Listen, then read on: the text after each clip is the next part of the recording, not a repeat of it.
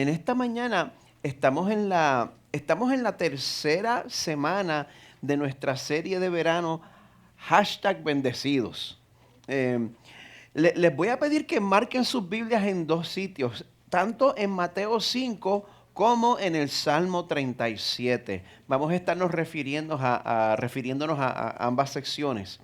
Pues a través de esta serie estamos considerando cómo es que Dios define lo que es una vida bendecida y estamos comparando y contrastando esa definición con la definición que nos da nuestra sociedad. Una de las sorpresas que yo he encontrado en este proceso es lo desviada que está la iglesia. Muchos en la iglesia se están alejando de lo que Jesús enseñó y están adoptando las estrategias del mundo. Eso es lo que yo he encontrado. Por ejemplo, mire, porque quiero ser controversial desde el principio. En cuanto al rol del hombre y la mujer, yo soy complementarista. Yo creo eso. Pero cuando yo considero la plataforma que tienen muchos influencers cristianos, yo noto que ellos tienen mucho más en común con comentaristas políticos y con podcasts hipermasculinos que con la fortaleza serena y confiada a la cual Jesús nos llama. ¿Usted entendió esto si está despierto? Pero si tú estás siguiendo las filosofías de la sociedad o las de un partido político, cualquiera que sea, aquí vas a ser desafiado por Jesús. El marco de referencia que nosotros traemos siempre es desafiado por el Jesús de la Biblia. Porque el estilo de vida que viven los súbditos del reino de Dios es verdaderamente contraintuitivo. En las palabras del teólogo anglicano N.T. Wright, no, esa no es. Wow, ¿dónde lo puse? A ver, y se me fue. ¿Qué habré hecho yo? No, ahí está. Déjame ver dónde puse esto. Aquí estamos. No me sale, bueno, me sale ahí estamos. En las palabras. Empiezo otra vez. A todo el mundo se le ha olvidado hasta que es cristiano. Bueno, en las palabras del teólogo anglicano N.T. Wright, cuando Dios quiere arreglar el mundo, como lo muestran las bienaventuranzas en el Sermón del Monte, no lo hace enviando tanques. Más bien envía a los mansos, los quebrantados, los hambrientos por justicia, los pacificadores, los de corazón puro y así sucesivamente. El escuadrón del Señor es inesperado. Ahora, algo que yo quiero aclarar sobre esta cita, cuando Jesús nos da la lista de las bienaventuranzas, eso no significa que cada bienaventuranza describe a una persona diferente.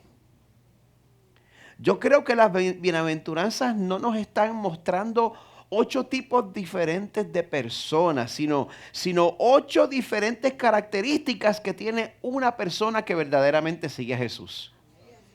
Imagínense el estándar imposible. Cuando vemos las bienaventuranzas, no son 8 tipos diferentes de personas, sino 8 características que tiene un verdadero seguidor de Jesús. Y entonces, si observamos cada una de las bienaventuranzas, nos vamos a dar cuenta de que cada bienaventuranza es un prerequisito para poder experimentar la próxima. Si no tienes pobreza de espíritu, no vas a llorar por tu pecado. ¿Entienden? Si pudieran buscar sus Biblias en Mateo 5. Hace 2 semanas comenzamos nuestra serie en Mateo 5:3. La presentación se me está volviendo loca hoy. Pon esa misma, gracias. Empieza en Mateo 5:3, donde dice: bienaventurados los pobres en espíritu, pues de ellos es el reino de los cielos.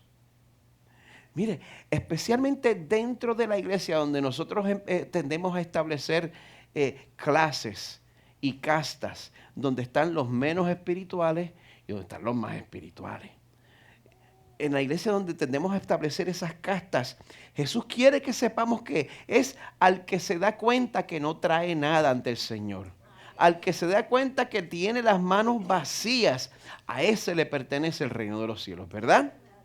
Pues cuando nos damos cuenta de que nosotros nunca nos vamos a poder ganar el favor de Dios a través de nuestra obediencia. ¿Puede usted obedecer perfectamente al Señor? Pues le tengo que dejar saber que usted nunca se va a ganar el favor de Dios a través de su obediencia. Y cuando nos demos cuenta de eso, porque Dios es perfecto, ¿verdad? Porque Él exige perfección, obediencia perfecta externamente e internamente, ¿verdad? ¿Están conmigo? Cuando nos damos cuenta de que todos nuestros pecados, en primer lugar, son en contra del Dios que nos ha dado todo. Cuando nos damos cuenta de eso, solo entonces es que vamos a lamentar este estado pecaminoso en el cual hemos nacido. Porque es de nacimiento. No es que usted se dañó con el ambiente. Esto es de fábrica. Es lo que enseña la Biblia. Ahora, si en vez de nosotros justificar, amamantar y esconder nuestro pecado, lo confesamos, lo lamentamos de corazón, entonces Jesús nos promete en Mateo 5:4, bienaventurados los que lloran, pues ellos serán consolados. ¿Están conmigo hasta ahora, verdad que sí? Mire, Dios promete consolarnos. Dios promete secar toda lágrima de nuestros ojos. Dios promete consolarnos de manera que nosotros vamos a olvidar completamente todos los sufrimientos de esta vida. Todas las cosas que a usted le atormentan. El Señor lo va a consolar a usted de una manera que todo eso se va a volver una memoria tan y tan y tan distante que ni se va a acordar. Eso es lo que usted tiene en Cristo. Yo quiero que sepa eso. Ahora, si nos damos cuenta de estas dos realidades, si reconocemos que todos hemos nacido moralmente endeudados con Dios, y si nosotros lamentamos esa distancia que hay entre nosotros y nuestro Creador, y entonces recibimos el consuelo completo que Dios ofrece cuando Él se reconcilia con nosotros a través de Jesús. Entonces esa realidad tiene que tener un impacto sobre nuestra actitud.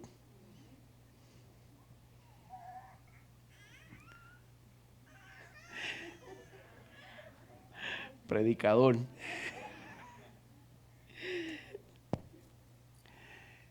Entienda lo que digo. Si nos damos cuenta de nuestra pobreza de espíritu y lamentamos nuestro pecado y recibimos el consuelo del Señor, no podemos tener la misma actitud.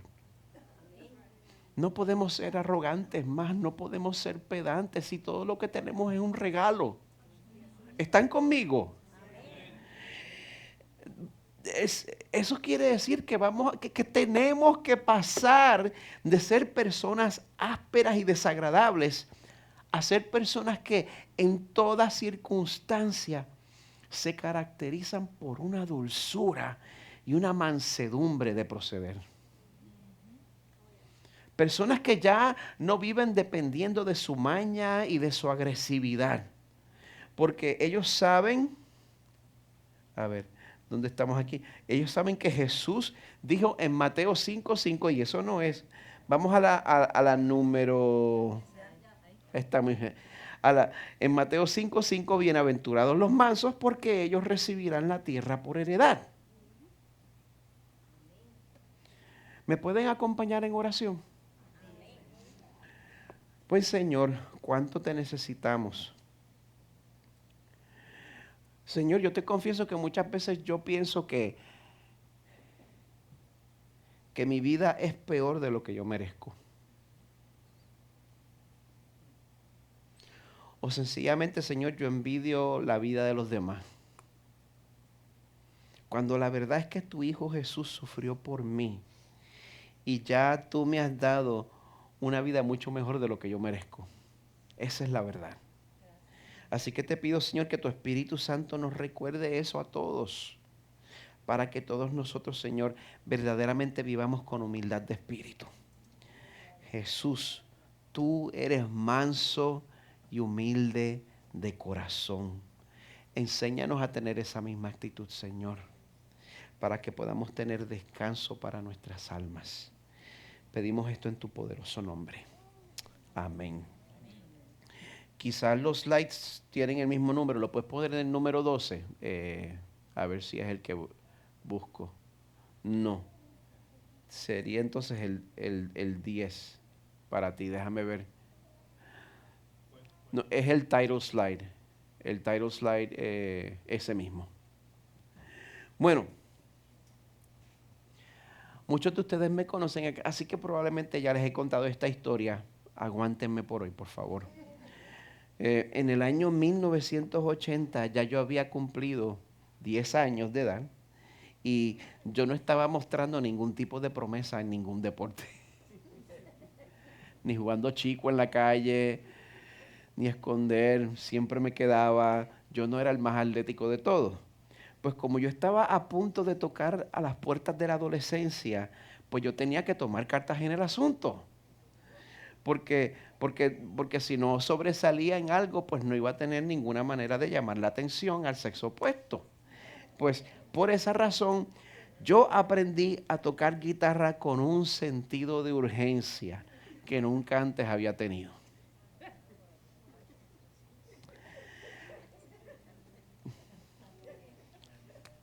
Conozca a su pastor. La mente de Miguel Medina a los 10 años de edad. En algunas cosas he madurado, en otras pues pregúntenle a Carmen. Ella le... Pero bueno, fue a pesar de mi fuerte sentido de motivación, no hubo quien me despintara las dificultades que todo estudiante de guitarra tiene en el primer mes. El primer mes de aprender guitarra es la pesadilla de todo. De hecho, ese primer mes de aprender guitarra es tan difícil, es lo que más desanima a los que quieren aprender.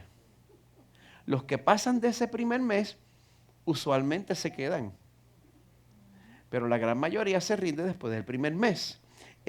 Porque es difícil, porque antes de que algo suene agradable, antes de que una nota pueda sonar clara, pues uno tiene que desarrollar un grado de fuerza en las manos y en los dedos individualmente. Y uno tiene que sacar una clase de callos más feos en la punta de los dedos. Ahora mismo yo tengo como, no sé cuánta capa de callo yo tengo aquí, que cuando yo me corto las uñas, pues yo me corto una capa de piel también porque no me duele. Y pues hay que desarrollar eso. Y cuando muchos se dan cuenta de que aprender no es tan fácil como esperaban, pues entonces deciden que el esfuerzo no vale la pena y se rinden. Si tú esperas aprender a vivir la vida cristiana con tus propios esfuerzos, te vas a rendir, como si fuera el primer mes de guitarra. Porque la vida cristiana es completamente diferente a los sistemas de vida y de pensamiento que nos enseña este mundo. Usted no tiene el equipo en su mente o en su cuerpo para poder aprender esto. Mire, donde el mundo pide venganza, cuando usted le han hecho una injusticia, donde el mundo pide venganza, Cristo te dice, pon la otra mejilla. Donde el mundo nos enseña a buscar el placer como el bien supremo, Cristo nos dice que tenemos que negarnos a nosotros mismos. Donde el mundo nos dice que usemos todos los medios a nuestra disposición para dominar a los demás y ganarle a los demás, Cristo nos dice que los mansos heredarán la tierra.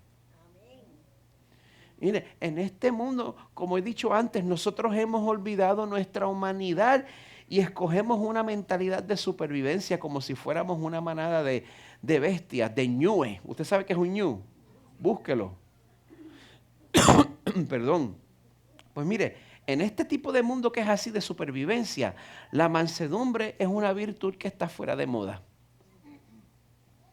Pero yo quiero que sepa que por más fuera de moda que esté, el Espíritu Santo tiene poder para enseñarnos a nosotros a ser mansos.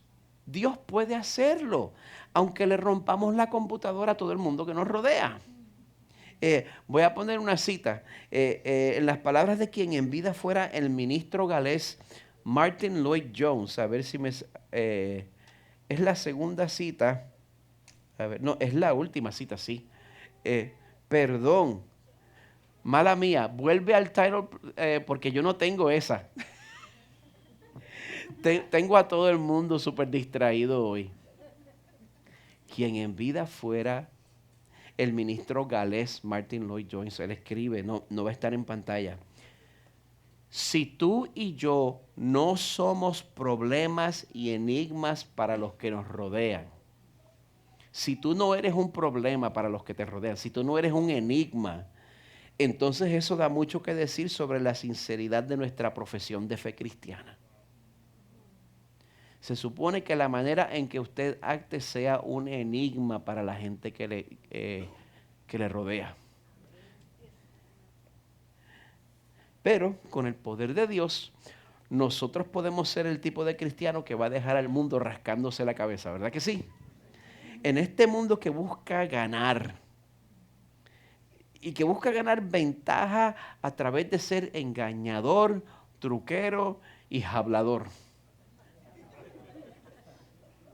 Jesús dice, por la definición de bendecidos, en este mundo Jesús dice que nosotros somos verdaderamente bendecidos cuando podemos ejercer dominio propio sobre nuestra fuerza. Eso es mansedumbre, ejercer dominio propio sobre nuestra fuerza, convencidos de que Dios nos va a recompensar y nos va a reivindicar en su tiempo perfecto.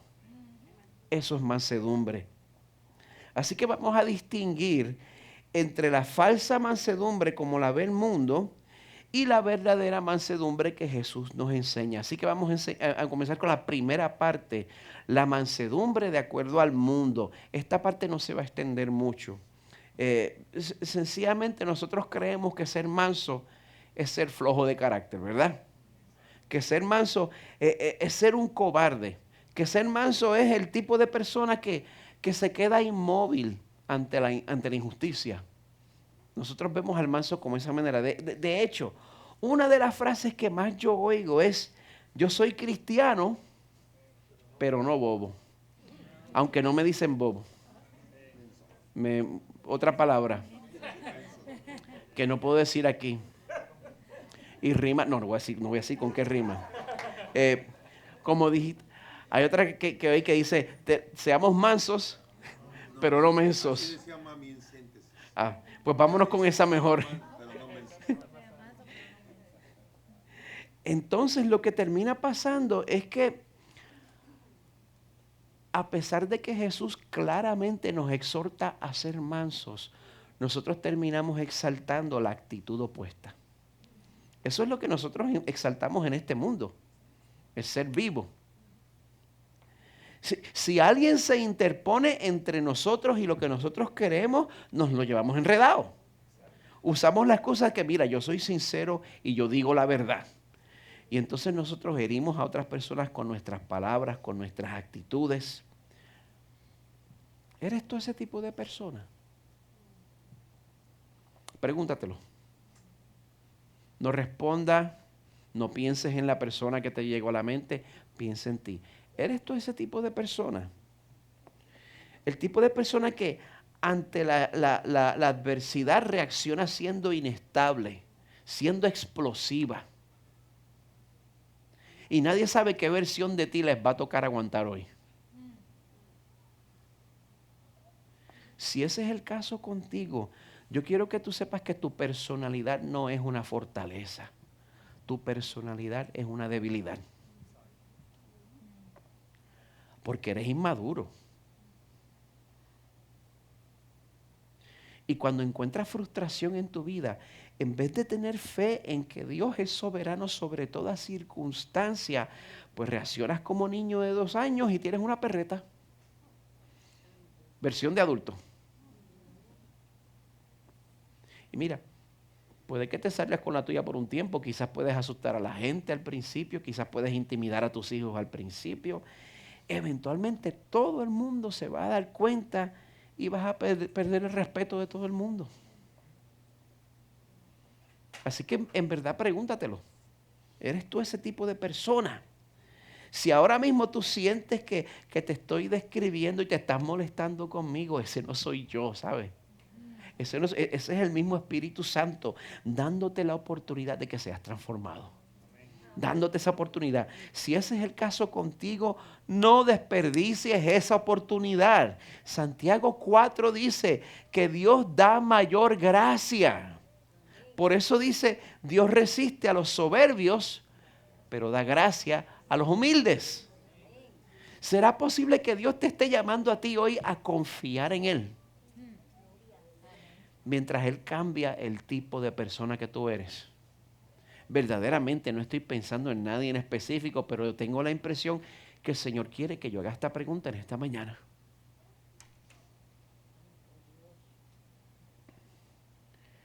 Porque vamos al segundo punto, porque la fórmula esencial para aprender la mansedumbre de acuerdo a Dios es precisamente confiar en Él. Cuando confiamos en Dios, Él nos deja saber cuándo es que tenemos que reaccionar pacíficamente y cuándo hay que reaccionar con valentía. El Señor nos deja saber. Mire, si usted se fija en el mismo ejemplo de Jesús, a la hora de defender al indefenso, a la hora de defender la honra de su padre, pues Jesús no tenía ningún problema con irse al lado del lado del desventajado.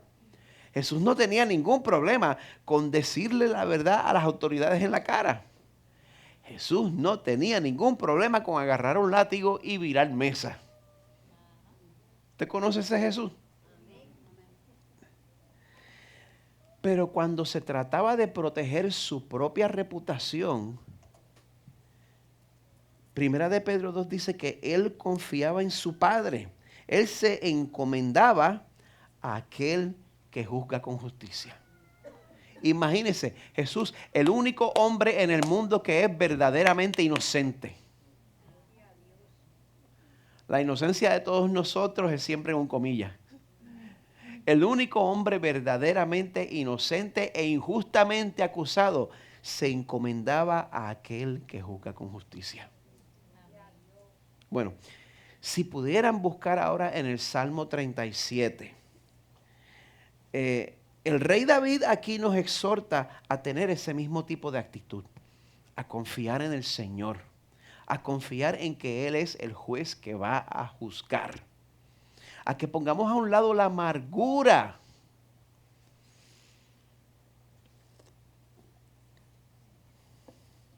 a que confiemos en que Dios, que lo ve todo, Él va a hacer justicia y a Él no se le va a pasar ni una. Este es un salmo que yo necesito. Este es un salmo que mi esposa me recuerda a mí a menudo cuando se da cuenta que lo necesito. Porque, mire, a mí me da vergüenza admitir que muchas veces yo no confío en el plan de Dios. A veces yo vengo donde el Señor y la intención de mi corazón es decirle, sabes que yo tengo un mejor plan. Considera esto. A veces yo resiento que Dios no me haya dado a mí lo que le ha dado a otro. Muchas veces yo envidio el ministerio de otros pastores. Muchas veces yo envidio la plataforma de otros pastores. Es verdad. Muchas veces yo envidio las facilidades donde se reúnen otros pastores. Y también hay veces que otros prosperan porque mienten y engañan y no tienen escrúpulos. Pero en el Salmo 37, comenzando en el verso 1, Dios nos exhorta a todos y nos dice, no te irrites a causa de los malhechores, no tengas envidia de los que practican la iniquidad. O sea, que deje de hacer todas estas cosas que yo le acabo de confesar. Todo eso que dijiste, deja eso. Fácil. El problema es que yo miro alrededor y yo veo un mundo donde parece que la persona que hace trampa, esa es la que progresa. ¿Verdad que parece así? Mientras otras personas, por ejemplo, hacen trampas con los impuestos, pues a mí me toca pagar un zafacón de chavos este año, por decir la verdad. Zafacón de chavos, una pila de billetes, perdón.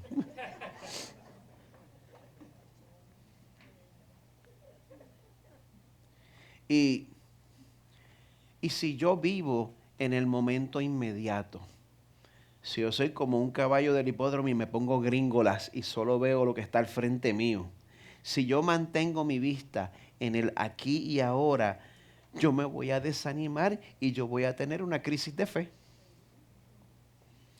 Por eso Dios nos llama a que pongamos nuestra vista en la eternidad. Dios nos muestra que hay un destino que es imposible de escapar. Mira, la persona que se dedica a progresar a través del engaño y a través de oprimir al desventajado, el verso 2 nos dice que esas personas, como la hierba, pronto se secarán y se marchitarán como la hierba verde. Así que en este momento a nosotros nos toca tomar una decisión. ¿Vamos a dejar que el resentimiento nos reviente el estómago? ¿O vamos a creer que la palabra de Dios es verdad? Dios mismo nos da la respuesta en el verso 3. Confía en el Señor. Crosspoint en español, confía en el Señor. Confía en el Señor. Y no solo eso, en vez de estar metiendo el hocico donde no te toca, confía en el Señor y haz el bien. Habita en la tierra y cultiva la fidelidad. Tenemos tantas cosas que hacer.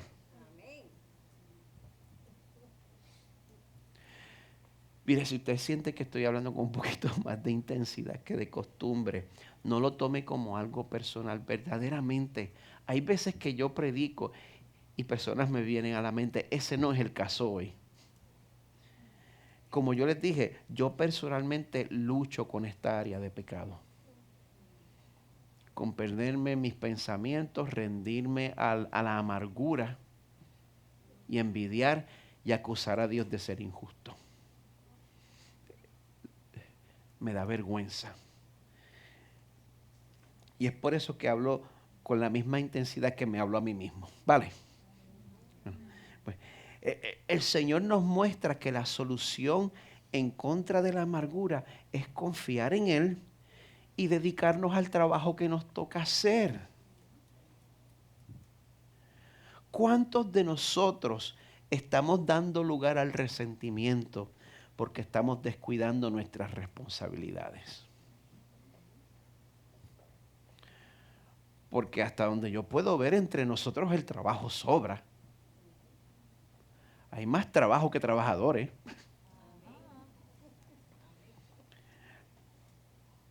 Puede que alguno de ustedes esté pensando, pero pastor, si yo dedico mis esfuerzos a la iglesia, ¿quién va a velar por mi felicidad? Gracias por preguntar. Dios garantiza en el verso 4, pon tu delicia en el Señor y Él te dará las peticiones de tu corazón. Mire, todos aquí necesitamos atesorar ese verso. Porque nuestros corazones, tu corazón es un espacio disputado. Tu corazón es un espacio reñido. Mire, todos los que hemos recibido a Jesús como Salvador, todos pertenecemos a Dios. Eso es inalterable. Pero en nuestros corazones siempre se está librando esa batalla entre Dios y la idolatría. Hay tantas cosas que están compitiendo por el lugar de Dios en nuestros corazones, ¿verdad que sí? Siempre hay algo, siempre hay alguien que quiere sacar a Dios del trono de nuestro corazón.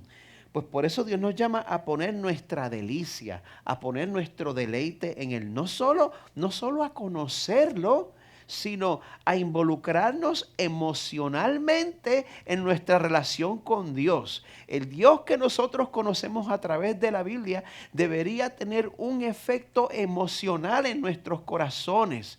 Ni por un momento se permita a usted mismo aprender del Dios de la Biblia y que eso no lo afecte a usted, que usted se quede igual.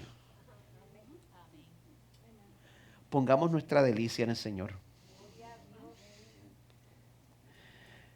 Pero pastor, usted no entiende. Eso de deleitarse en Dios es algo que yo no voy a entender a menos que me ponga a estudiar la Biblia.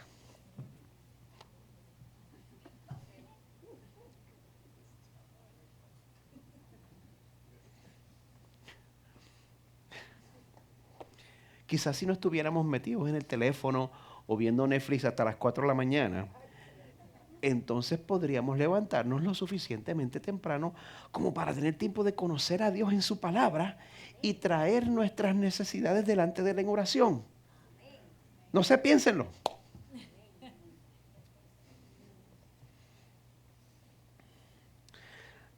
La oración nos da la oportunidad de traer nuestros planes delante del Señor y de oír su voz.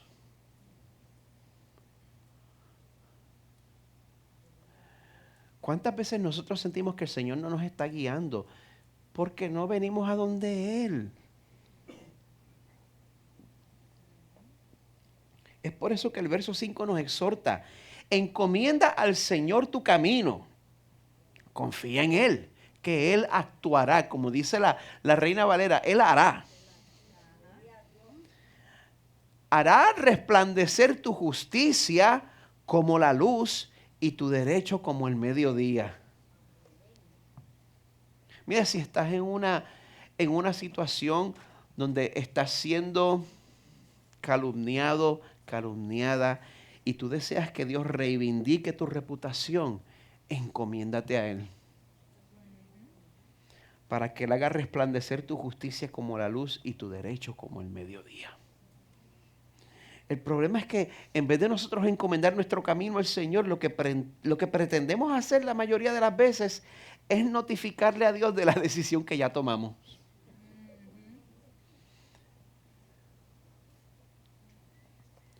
Y siempre son decisiones que terminan alejándonos de Dios, alejándonos de la comunidad que Él ha puesto alrededor nuestro para nuestro beneficio y para nuestra dirección.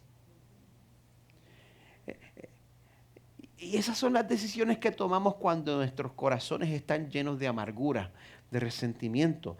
Pues por esa razón Dios nos llama y nos dice en el verso 7, confía callado en el Señor y espera en Él con paciencia.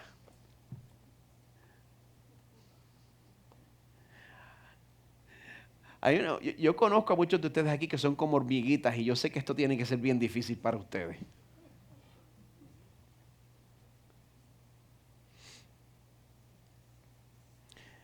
Pero necesitamos confiar callados en el Señor y esperar en Él con paciencia. Mire, la razón principal por la cual nosotros necesitamos poner nuestro deleite en Dios es porque esa respuesta que yo quiero que Dios me dé se puede tardar en llegar.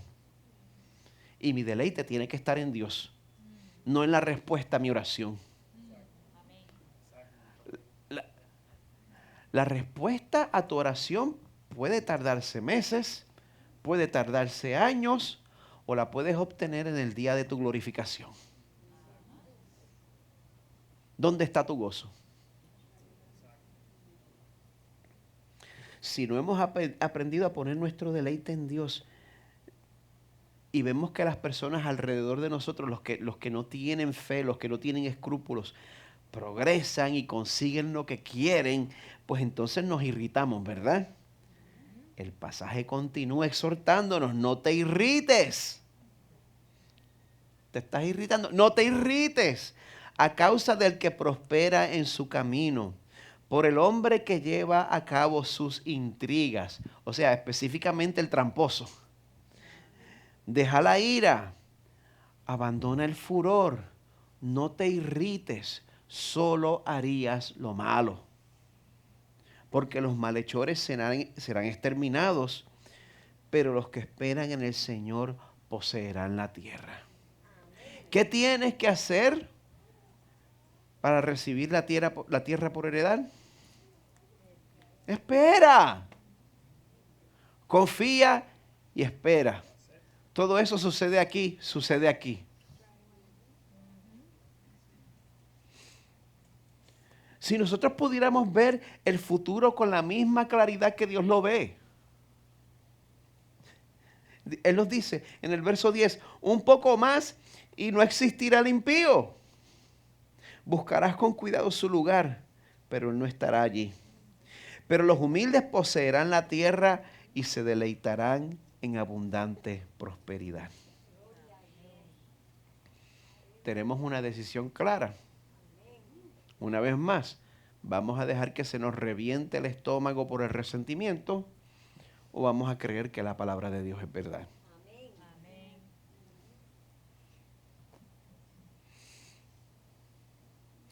Si nosotros tuviéramos esa completa seguridad de que Dios va a hacer justicia, nosotros no viviríamos nuestras vidas aterrados, irritados y aleteando, ¿verdad?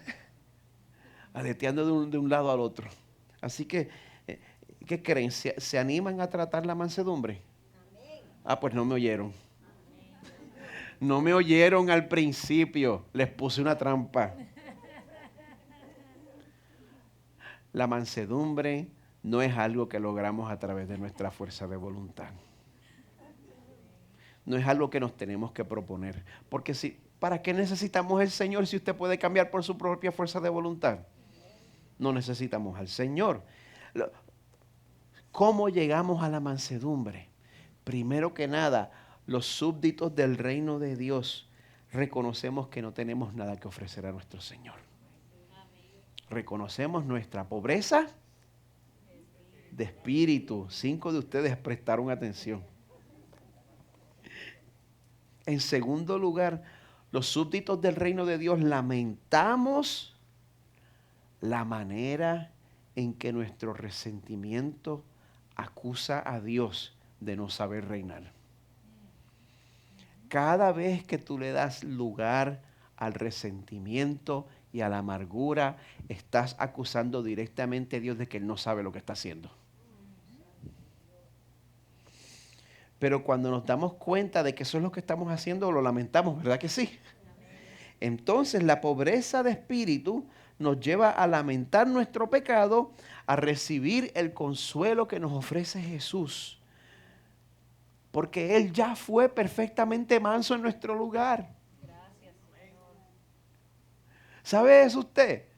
Que la respuesta a su falta de mansedumbre no es que usted tiene que cambiar a través de sus propios esfuerzos. Es que usted tiene que mirar a la cruz y confiar en el que fue perfectamente manso en su lugar.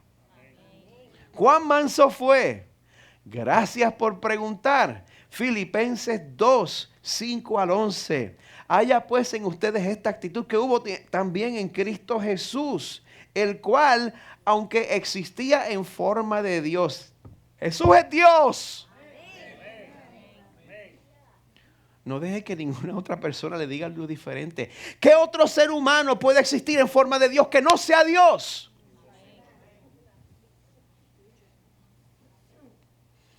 Aunque existía en forma de Dios, no consideró el ser igual a Dios como algo a que aferrarse, sino que se despojó a sí mismo, tomando forma de siervo, haciéndose semejante a los hombres, aguantándonos a nosotros por 33 años.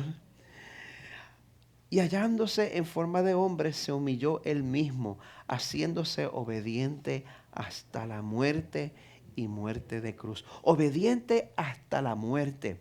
Eso significa, si él fue obediente hasta la muerte, él se mantuvo obediente a través de horas de tortura. Gracias, mamá. A través de horas de tortura. ¿Cuántas veces nosotros utilizamos el inconveniente como excusa para pecar? Todo el tiempo. Jesús se mantuvo obediente hasta la muerte y muerte de cruz. Y lo peor de todo, tuvo que recibir la ira del Padre, la ira justificada por el pecado de Miguel Medina. La recibió Jesús completamente. Por lo cual Dios también lo exaltó hasta lo sumo y le confirió el nombre que es sobre todo nombre, para que al nombre de Jesús se doble toda rodilla de los que están en el cielo y en la tierra y debajo de la tierra, y toda lengua confiese que Jesucristo es Señor, para gloria de Dios Padre. Amén. Confiemos, iglesia. Seamos transformados, iglesia. El mundo que nos rodea necesita nuestra mansedumbre. Nadie es manso. Si usted está viendo las noticias, el ambiente político que se está viviendo en este país, esto es solo el principio. Y nadie es manso. Este mundo necesita nuestra mansedumbre. Pon la última cita, Daniel. El comentarista R. Kent Hughes escribe: nuestros seres queridos necesitan ver la paradoja de la mansedumbre cristiana. Necesitan ver su fortaleza al estar dispuestos a arriesgar nuestras vidas por los demás y a defender la verdad con firmeza cuando sea necesario. Pues también necesitan ver en nosotros amabilidad y un espíritu de no represalia. Y cuando lo hagan, verán a Jesús, porque es a Él quien el mundo realmente necesita ver. Amén. Eso es lo que es la mansedumbre. Fortaleza bajo dominio propio. Fortaleza bajo dominio propio. Así que voy a pedir que el equipo de adoración tome sus lugares. Mientras ellos hacen eso, vamos a responder a esta palabra, dirigiendo precisamente nuestra mirada hacia Jesús, participando en el sacramento de la comunión.